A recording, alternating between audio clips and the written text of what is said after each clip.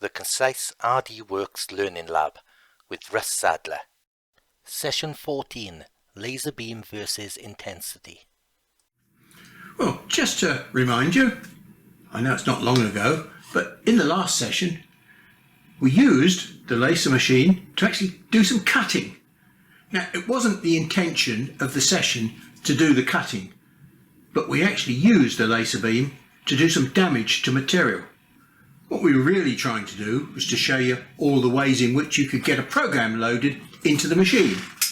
But today I'm going to try and explain some of the reasons why the laser beam can do the sort of things that it does. Only some of them, because we're going to describe the fundamental properties that you require for a good laser beam.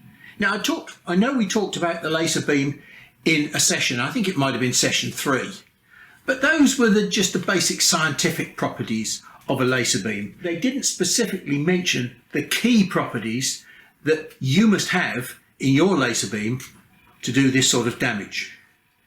Everybody seems to think that watts